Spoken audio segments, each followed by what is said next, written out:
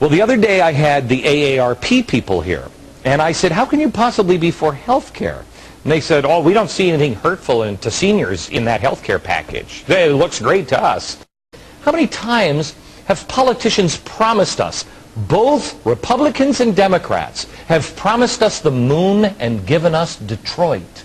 No offense, Detroit, but, I mean, does your electricity even work anymore?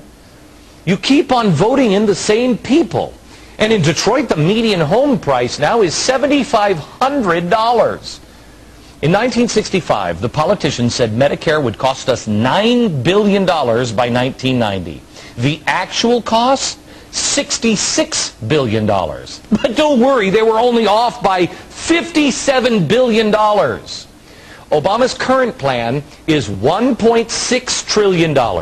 If it goes as well as the other government medical programs, or, as well as cash for clunkers, it will only cost us $13 trillion. Unless government makes up that gap with higher taxes on coffins, we can't afford universal health care.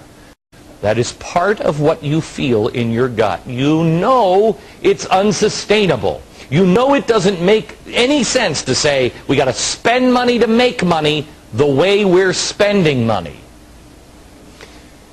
I need to ask you a very important question. $13 trillion, the number I just gave you, that's an actual number based on the errors of the past. Now, could they be right? Could it be $1.6 trillion at the end? Sure. Do you really think it will be? Would an error of, let's just say, $8 trillion, would that be something that would be reasonable for them to make based on their past performance? Yes. If we were $8 trillion short, would that cause an emergency in this country? Remember, never waste an emergency. If we have a shortage of money and health care, would it be an emergency? You decide. Now hold on to that answer for a second. You have your answer? Here's why I ask. When we are short of money, we will be short of medicine. And then someone has to decide who gets what. Who in government will be influencing and making these life and death decisions? Right now, it's the organizers, the advisors, and the czars. AARP members. I have nothing against AARP. It's a fine organization, but something is not right here. And you must call AARP and demand answers to these questions. No accusations, just answer the question. Who makes life and death decisions here? One of the people currently that is a health policy advisor to President Obama, got it? Advising the president on health care.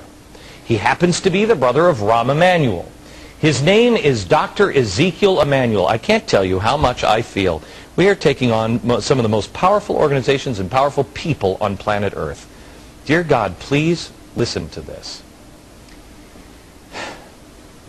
Ezekiel Emanuel, he is only one out of the 3 people that we have found that are currently at the White House who believe in this kind of thinking. Listen carefully. He just wrote this in January of this year.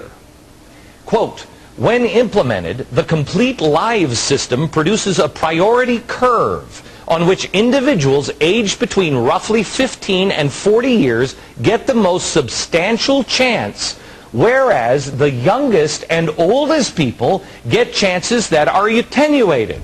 The Complete Lives system justifies preference to younger people because of priority to the worse off rather than instrumental value. But even more disturbing is this chart. Ezekiel added it into his article in January of last year. If you look at the chart, you will see the probability going up is the probability of intervention, getting some sort of medical treatment.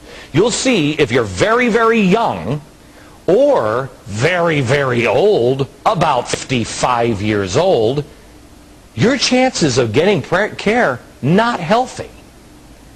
Now, another czar in the media that they have ignored is Cass Sunstein. In the Columbia Law Review in January 2004, now this is the second guy currently advising the president.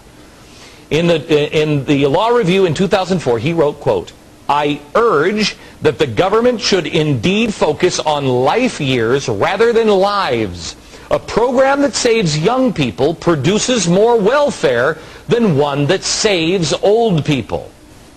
I want you to understand this is an emergency program. I have more amazing quotes for you coming up in this few minutes, but I want to make it very, very clear. What these people are talking about is how to ration in the case of an emergency. They define that as a shortage of kidneys, hospital beds, or flu vaccine. A shortage. But what we have to remember is universal health care creates another shortage, a shortage of money. And when we are out of money, these people will begin making the rules governing your health care. Now, I don't know if President Obama believes any of this crazy stuff. But I also don't know why, if he didn't, he would appoint at least 3 people that are currently czars or advisors in the White House that do believe this stuff. Never in my life would I appoint people who believe in things like this. I mean, I wouldn't have you go get a soda for me if you believed in stuff like this. Why has no one in the media told you about these people? Why hasn't AARP brought them to your attention? Maybe that mob and manufactured anger isn't manufactured. Maybe it's just Americans across the political spectrum sensing in their gut, these people are moving too fast. What are they hiding? What is really going on? And something just isn't right.